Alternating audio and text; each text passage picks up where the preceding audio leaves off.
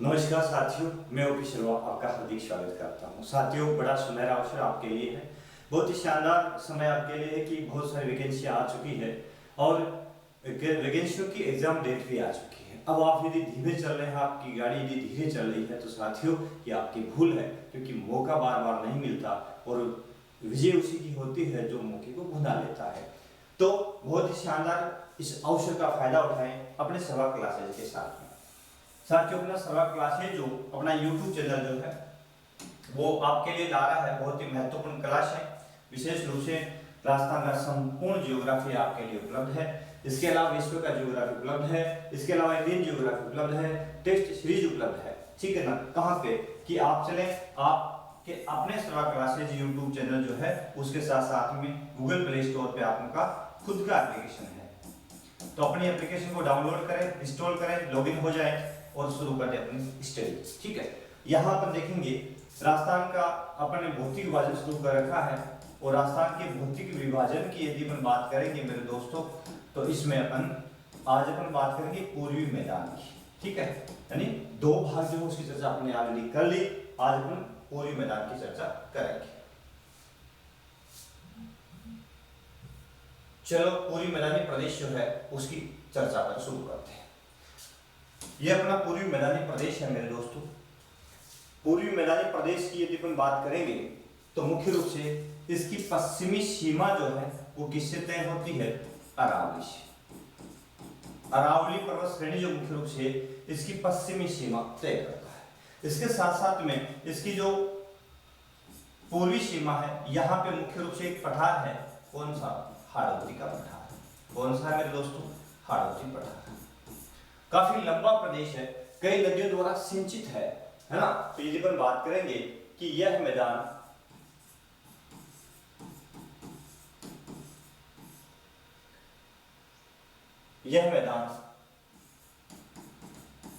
राजस्थान के 23.3% भूभाग पर फैला है।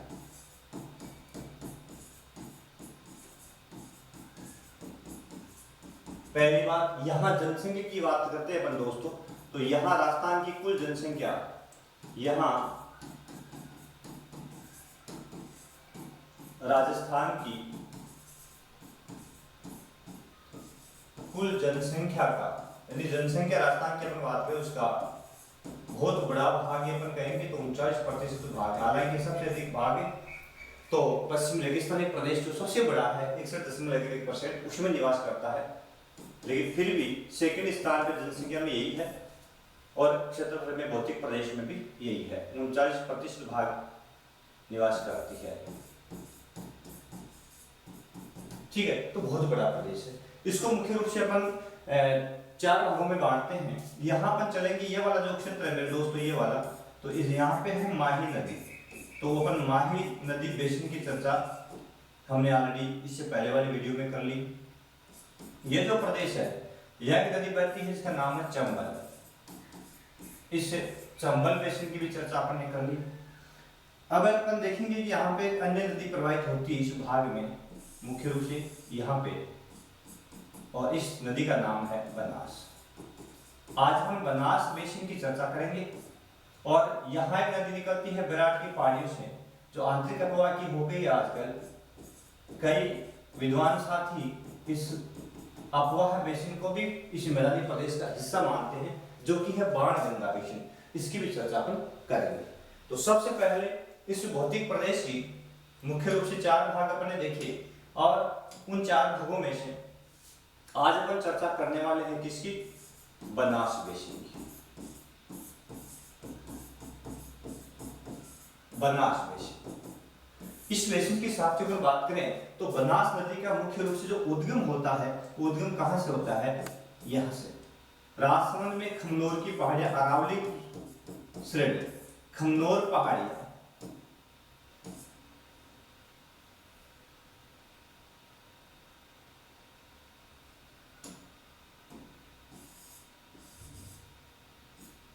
कहां से होता है?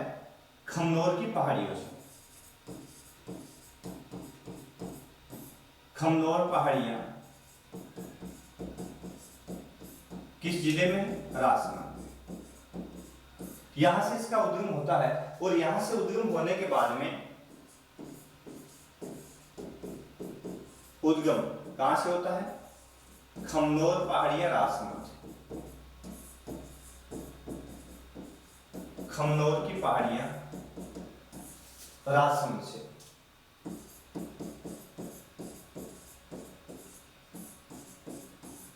ठीक है, यहां से इसका उद्गम होता है। उसके बाद में प्रवाह मेरे दोस्तों किशोर होता है। तो इसका जो प्रवाह है मुख्य रूप से किन किन जिलों में है? तो इस बेसिन की अपन बात करें तो बेसिन कहां कहां फैला हुआ है? तो सबसे पहले राजसमंद जिले की अपन बात करते हैं।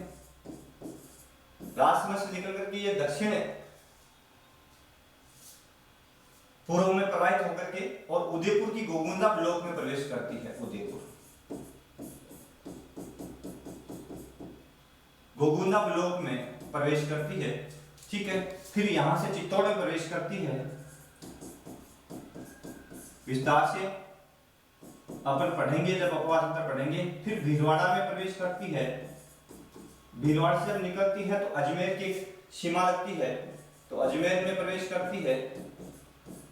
फिर वहां से आगे टोंक आ जाता है और टोंक के बाद में सवाई माधोपुर।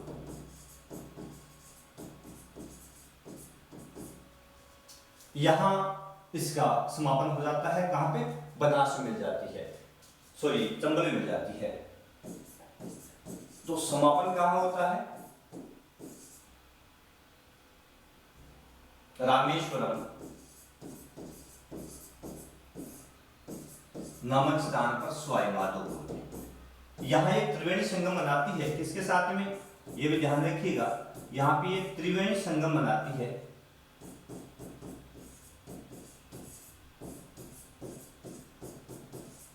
तीन नदियां यहां मुख्य रूप से मिलती है। इधर से तो आती है चंबल नदी, इधर से आगे बनास, फिर इस साइड आती है मध्य प्रदेश से सीप। तो त्रिवेणी संगम किन नदियों का हो जाता है यहाँ पे? चंबल, बनास, सीप, ये तीनों नदियां त्रिवेणी संगम बनाती है। तो याद रखिएगा, बड़ी महत्वपूर्ण बिंदु है। ये इसका बनास का अपवाद दिखाने का प्रयास किया मैंने, बनास नदी।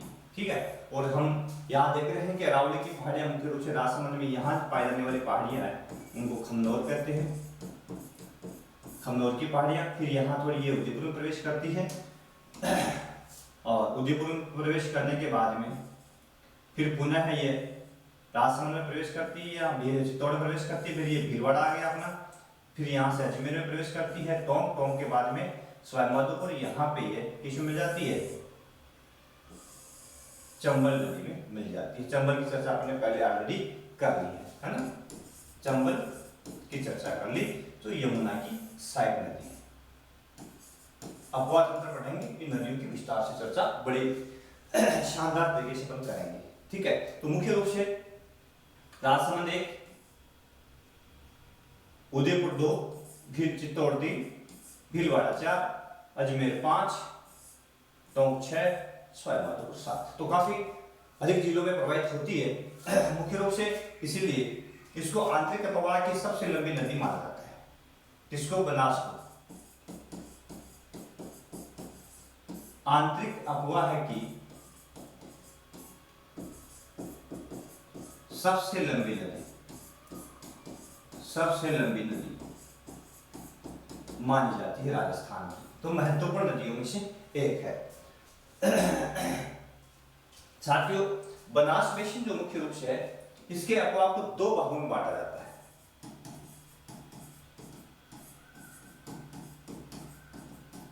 बनास बेसिन जो है, इसके अपवाह को कितने भागों में बांटा गया है?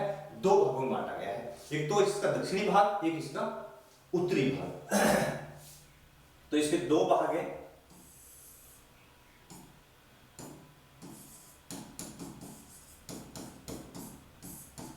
एक भाग हो जाता है इसका दक्षिणी, मेवाड़ बेसिन।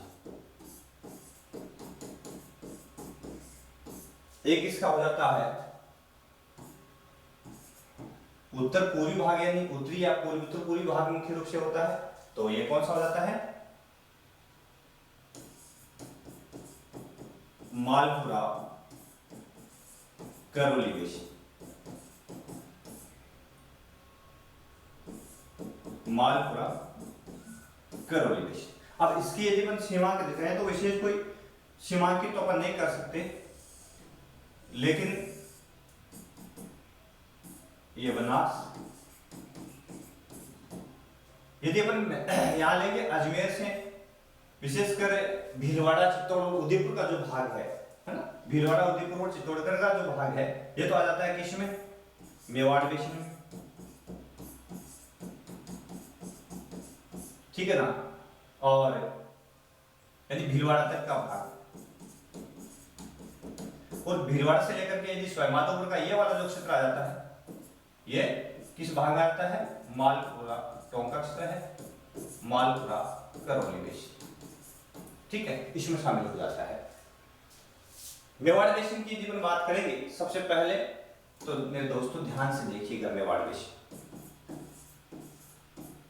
इसकी चर्चा करें अपन तो यह बेसिन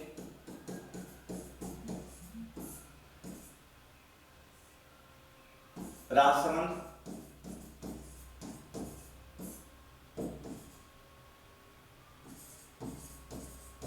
उदयपुर, चित्तौड़ और भीलवाड़ा तक फैला है, भीलवाड़ा तक फैला है, ठीक है। इसकी औसत ऊंचाई, इस भाग की औसत ऊंचाई, क्योंकि यहाँ अरावली की वादियां मुख्य रूप से आप देखते हो कि अपन दक्षिण में जाते हैं तो अरावली की पहाड़ियां काफी ऊंची होती चली जाती है ना। सबसे अधिक ऊंचाई शिरो में माउंट आबू वाला जो क्षेत्र है, उदयपुर में जिरगा है ना, ये पहाड़ियां काफी ऊंची है, तो इधर ऊंचाई इसकी बढ़ती जाती है। तो अपन ये मैदान देखेंगे तो इस भाग की बजाय इस भाग में ये काफी ऊंचा भी है, तो औसत ऊंचाई इसकी 280 से 500 मीटर मानी जाती है। इस भाग की बात करें अपन, मेवाड़ बेसिन की बात कर रहे हैं, ठीक है। यहां मृदा की बात करें तो मृदा मुख्य रूप से बनास बेसिन का ये जो क्षेत्र है इसमें कांपी मिट्टी पाई जाती है। कौन सी? कांपी मिट्टी। यहां पर कांपीय जलोढ़ मृदा पाई जाती है। पहाड़ी क्षेत्र से नदियां नीचे उतरती है तो अपने साथ में मिट्टी की बात अपन करेंगे तो परत मोटी नहीं छोड़ती, जिसकी परत कैसी होती है? पतली होती है, पतली परत होती है। कारण अपवाह के कारण मिट्टी की जो महत्वपूर्ण परत उभर करके चली जाती है, इसीलिए इसकी परत यहाँ पे पतली पाई जाती है। मुख्य रूप से यदि इस भाग की अपन बात करें तो यहाँ विशेष रूप से देखें तो फसल कौन सी होती है, तो फसल की दोस्तों अपन बात करेंगे इस भाग में। इसको आगे ले लें।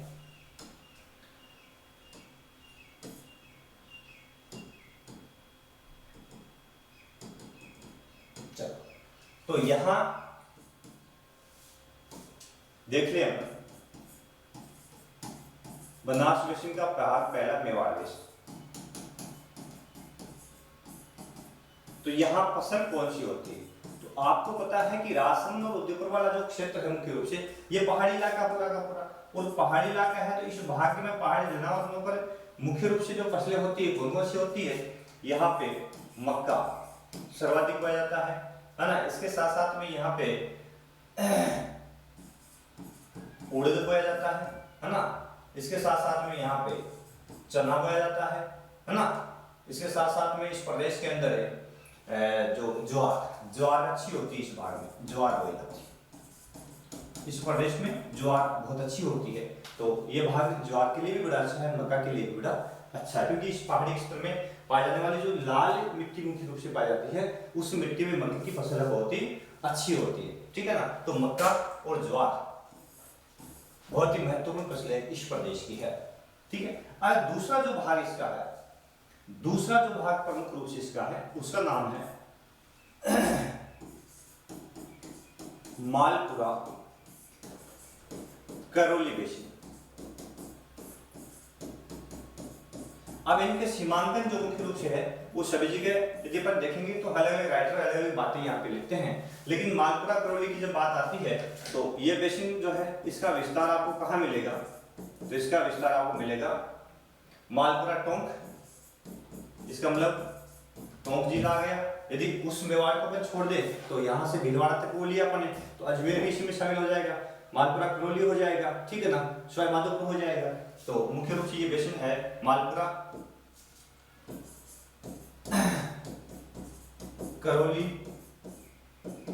सवाई माधोपुर तक फैला है।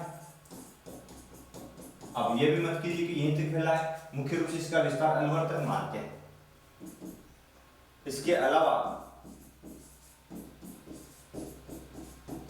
बनास बेसिन का विस्तार है, इसका विस्तार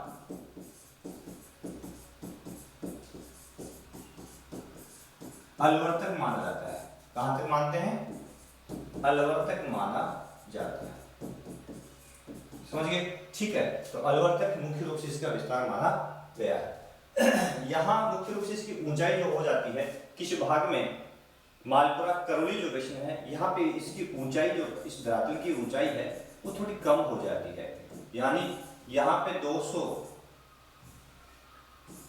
280 मीटर से लेकर के और 400 मीटर तक मारी जाती है। तो काफी कम ऊंचाई इसकी यहाँ पे इस प्रदेश की बजाय यानी मेवाड़ की बजाय ये प्रदेश है नीचा है। और इसका ढाल यदि अपन देखेंगे तो ढाल किस ओर हो जाता है इसका ढाल, तो आपको पता है बनास नदी यदि इस ओर यहाँ से इस ओर बहती है तो ये ढाल किस ओर हो गया, इसका ढाल किस ओर हो गया, उत्तर पूर्व, ठीक है ना। और चंबल के साथ में प्रवाहित होकर के वापिस इधर जाती है तो ढाल किस ओर हो जाता है, उत्तर पूर्व की ओर, ठीक है। तो मुख्य रूप से इस बेसिन का ढाल किस ओर है, उत्तर पूर्व। एक साथ समान नहीं है क्योंकि टोंक में ये टर्न लेती है और पूर्व की ओर इसका ढाल हो जाता है टोंक के इधर, लेकिन फिर भी अपन इसका ढाल मानते हैं तो उत्तर पूर्व की ओर, उत्तर पूर्व की ओर, ठीक है। तो यहाँ मुख्य रूप से इसका ढाल जो है इस ओर माना जाता है। इस भाग की यदि अपन फसल की बात करेंगे, किसकी, मालपुरा करौली जो बेसिन है,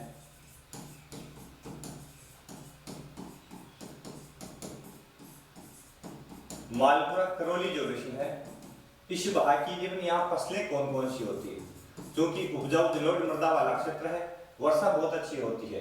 तो फसल से पहले यदि अपन वर्षा देखें इस भाग में तो वर्षा अच्छी होती है इस भाग में, लगभग 700 मिमी वर्षा यहाँ पे होती है या 70 सेमी औसत वर्षा यहाँ पे देखने को मिलती है, तो अच्छी वर्षा होती है ना। और यदि मृदा की बात करें मेरे दोस्तों यहाँ पे तो मृदा बड़ी उपजाऊ है इस भाग में, जलोढ़ मृदा, जिसको दोमट मृदा भी कहा जाता है, दोमट मृदा भी कहा जाता है, ठीक है।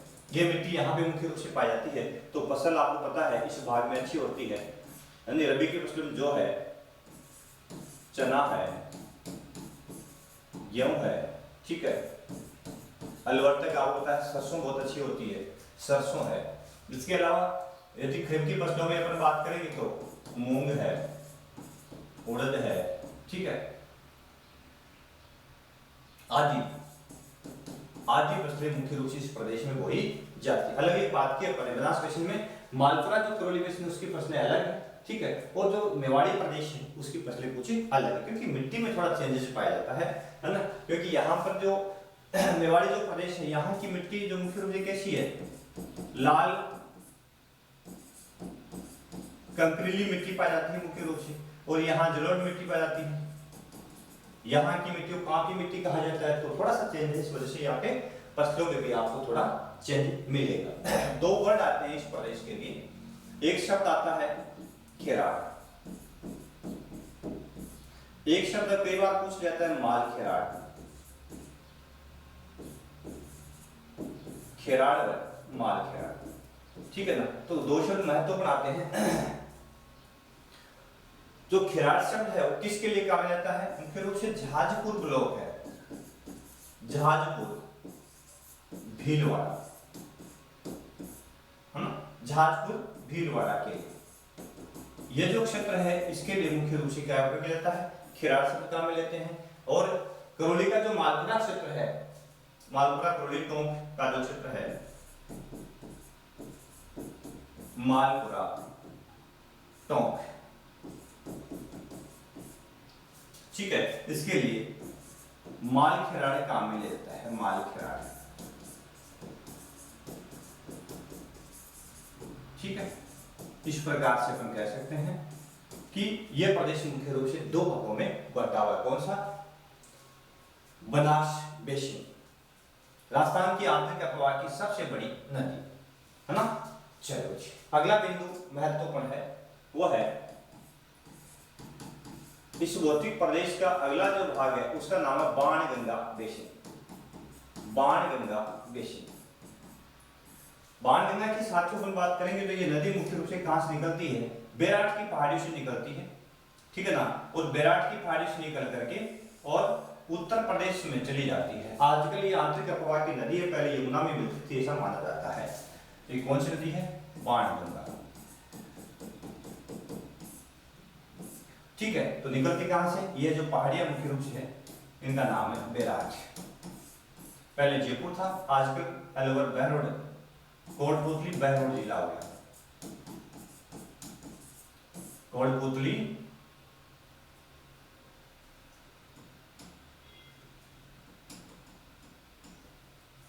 कोटपुतली बहरोड यहां हो गई। बैराट आजकल इस जिले में आने लग गया, ठीक है ना। तो यहां से इसका उद्गम होता है। कहां से किया उद्गम अपन ने? कोटपुतली बहरोड से।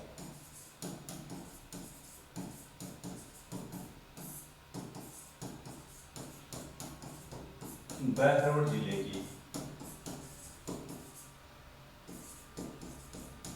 बैराट पहाड़ी से,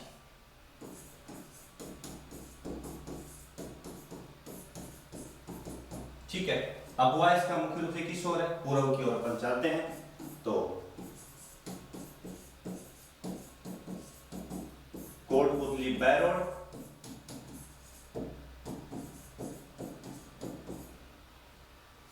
और उसके बाद में